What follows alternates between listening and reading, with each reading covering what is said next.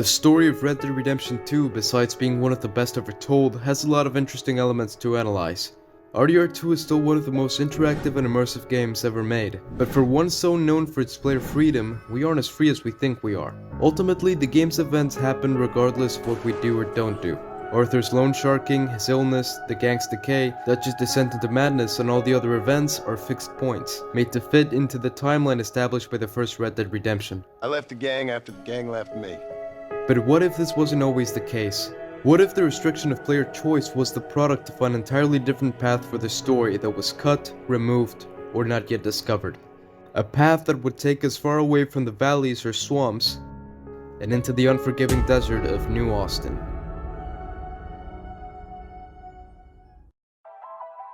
The premise of RDR's story is fairly simple on a surface level. After a botched robbery in the town of Blackwater, Arthur Morgan and the Vanderlyn gang are forced to run away, with the law always one step behind. This chain of events leads Arthur on a personal journey that ends with his death and redemption. During the time Arthur is alive in the game, Blackwater and New Austin are in confinement and locked to the player until after the game's epilogue. Despite this, it's possible to go into New Austin as Arthur, through the use of exploits in the mission Angelo Bronte, a Man of Honor.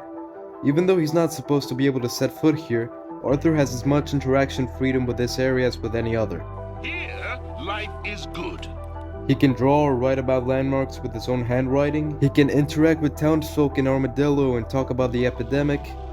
This town is in a mess. Huh? He can make progress in side quests, and thanks to that, he can finish them, which shouldn't even be possible. I don't want to head out to Rio Bravo. And lastly, he can find a direct allegory to himself and his sickness in New Austin. The side mission, A Test of Faith, has us collecting dinosaur bones scattered all over the map, including New Austin. This means that the mission can only be concluded with John Marston in the epilogue. If you collect the bones in New Austin as Arthur, however, the ending for the quest becomes available for him too, with unique voice lines from Roger Clark and a clear distinction if we do it with him or with John. Who are you? I'm a friend of Arthur's. He passed a few years back, unfortunately. Sorry to hear that. Oh, lovely to see you.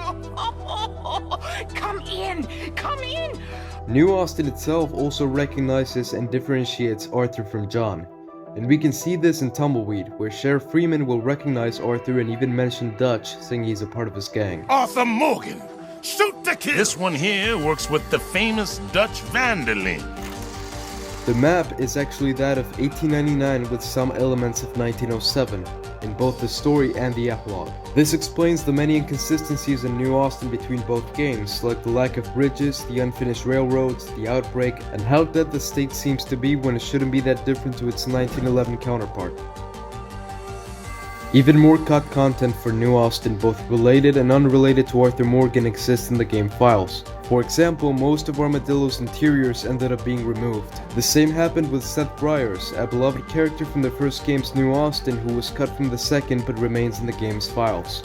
All of this cut content shouldn't exist for Arthur, and at the very least, point us to the story having been very different during the game's development. So much so that New Austin would have played a prominent role in Arthur's story, along with other removed elements like the inclusion of his wife and child.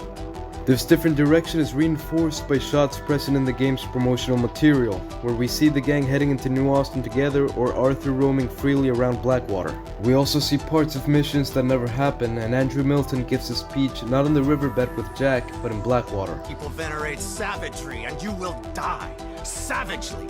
None of this should be possible during the story that we know. We wouldn't be able to walk freely in West Elizabeth, and Andrew Milton wouldn't be able to give his speech in Blackwater. Unless this was not during the story, but rather at an earlier point, which would have had the gang going west, not north, completely changing the progression of the story.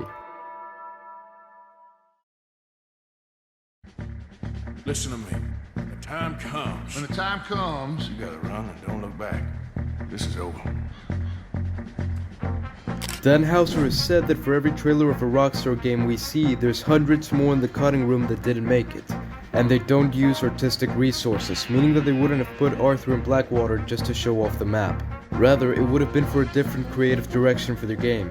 But even during the story that we know, where Milton gives a speech in the riverbed and the southwestern part of the map is in confinement, the topic of New Austin is still recurring in Arthur's story. There's always talk about Micah or Dutch returning for the money, and in Mary Linton's side mission she tells Arthur to run away with her, presumably to New Austin. After Arthur declines, she sends him a letter, hurt by his choice, as if the game had given us one. After Arthur's diagnosis, the hints to New Austin only grow. First, the doctor tells him to go to a dry place, with New Austin being the driest and hottest part of the map by far. And it's something that keeps getting brought up if we visit him again. I was hoping you'd be in a sanatorium somewhere out west by now. Yeah, I need money for that. Then there's the fortune teller. Something recurring in the Red Dead Redemption series is running. Running from the past in Red Dead Redemption and running from the present in Red Dead Redemption 2. It's thematically associated with John, however after chapter 5 of RDR2 it begins applying more to Arthur. He is constantly encouraged to do it by Mary, by the blind man and by the doctor. Well, In one of Blind Man Cassidy's lines he says, run from the Seeker, sir. Run and keep running, or help others to run. This implies a choice, similar to the one proposed by the inscription in the strange man's cabin. A choice between Arthur or John's freedom, between running himself or making sure that John runs. And everything points to the key of this being New Austin. Something else he tells us is, I see sand and ocean and palm trees. Find the black flower, and you will be rewarded. this black flower can be found in a small house in New Austin, surrounded by Native American totems and structures. Inside is a black flower with a painting of a cowboy on the beach. The flower could represent Arthur's illness, and the painting Warma, where Arthur was and what caused his tuberculosis to worsen, as opposed to where he should be, New Austin. The rewarding question could be the redemption stemming from the tuberculosis, or the different ending to the story stemming from finding New Austin.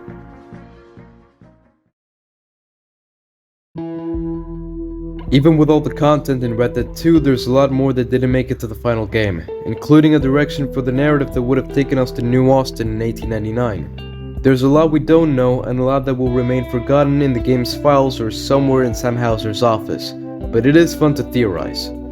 Make sure to leave your own theories and ideas about these different elements of the RDR story and world. I hope you enjoyed watching this, and thank you for staying until the end.